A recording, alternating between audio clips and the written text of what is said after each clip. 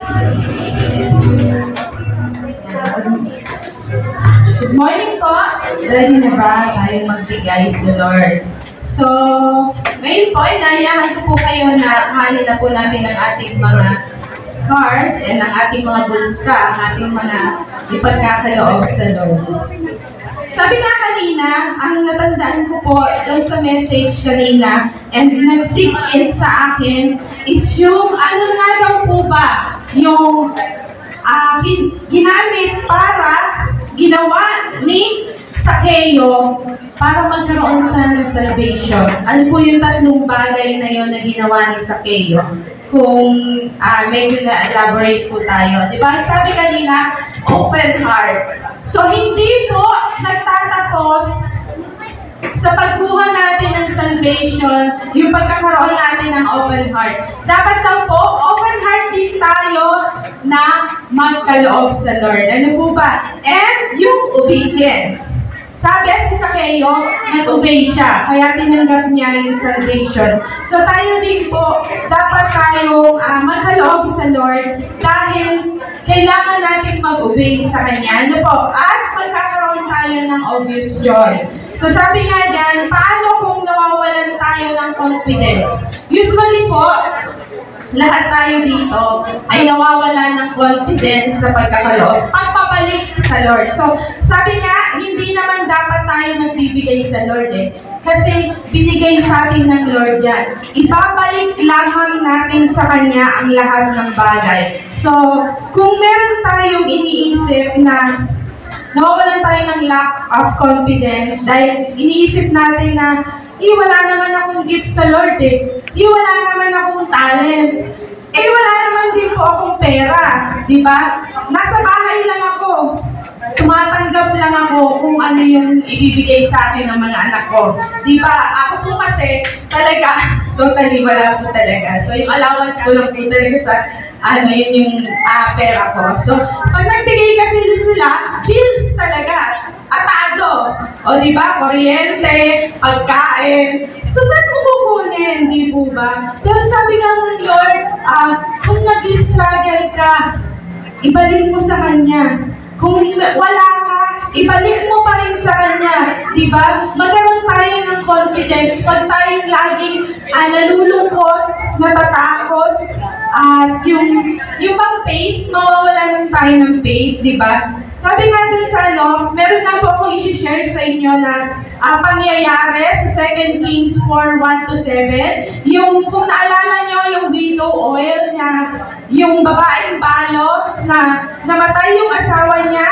Ang asawa niya ay tagapaglingkod ng Lord and namatay yung asawa niya, marami silang utang na naiwan. At yung dalawang anak niya, ang gustong ipangbayad ng mga inutangan nila. So sabi nga dyan, sa kwento na yon, pag binasa natin, pumunta sila kay Propeta Eliseo at naghingi sila ng tulong. So tayo po, kailangan lang natin lumapit sa Lord. Marami tayong struggle, alam ko po. Marami tayong utang. Sino bang walang utang, di ba?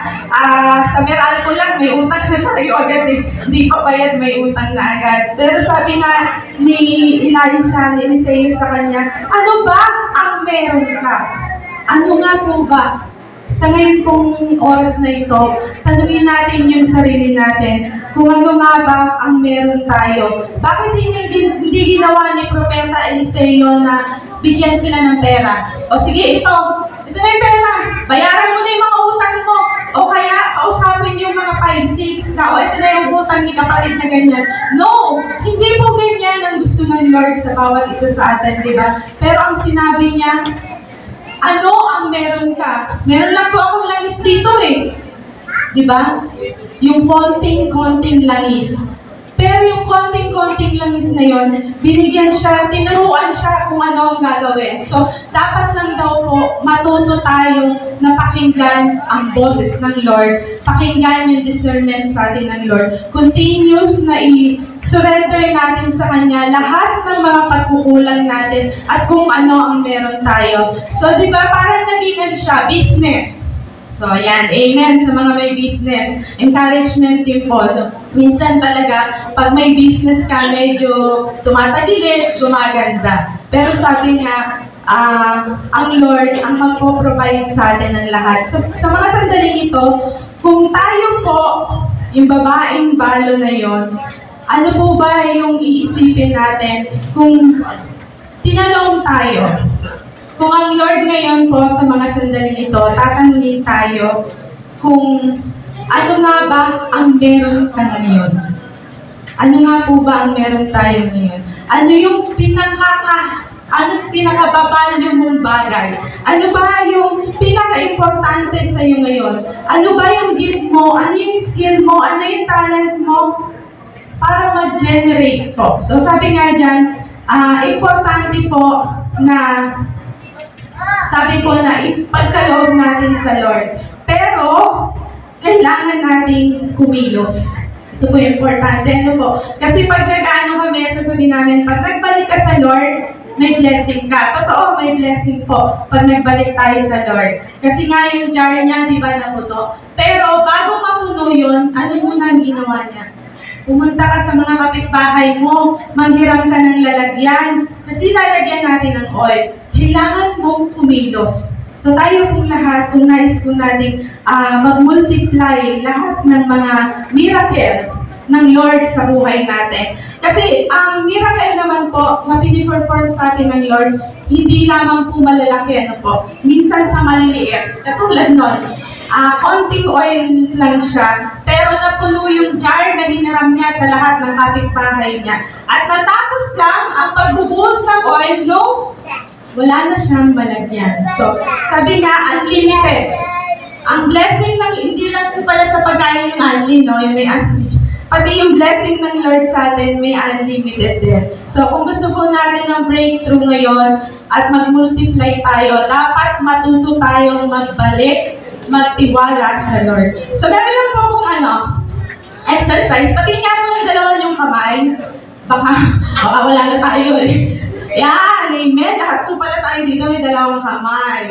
So, ang dalawang kamay, laging sinasabi at naririnig ko na sa offering na ang isang kamay ay para sa pagkakaloob at ang isang kamay ay para sa pagtanggap. Hindi po dalawang kamay lang lagi para sa pagtanggap. Dapat meron pong isa para magbalik. So, I need you to, yung kanang kamay nyo, taas nyo ulit. Yan. Pakilagay po sa dibdib natin. Yan. So, yan. Naririnig nyo ba yung heartbeat nyo? Yes. So, yan po ang kaloob sa atin ng Lord. Ang ating heartbeat. And so, ang kalilang kamay natin ay para sa pagpupuri sa Lord. So, an exercise na yan, kung sa ngayon po ay wala tayong ibibigay sa Lord, pakinggan mo.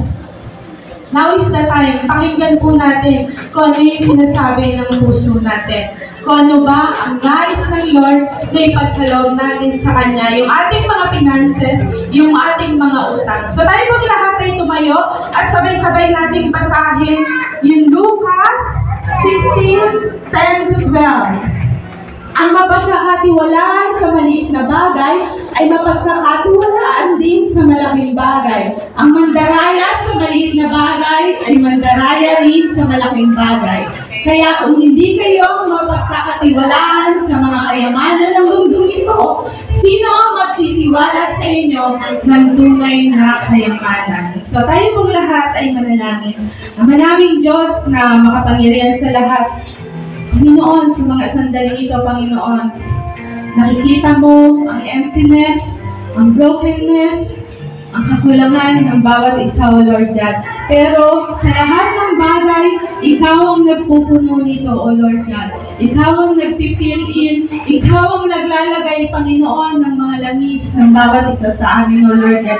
Tanggapin mo po ang aming mga kaloob bilang handog sa iyo, O Lord God, na may puso, Panginoon, na handang magbalik.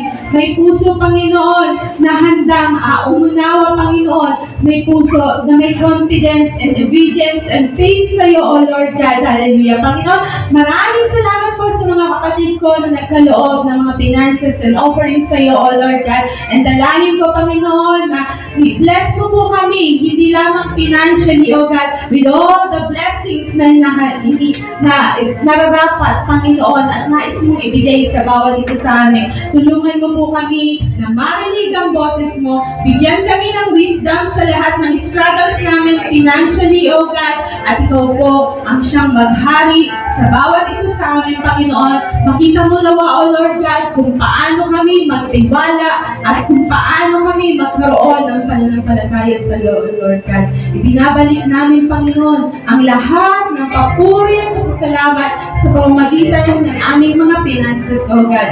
Sa pangalan ni Jesus, Amen. Amen.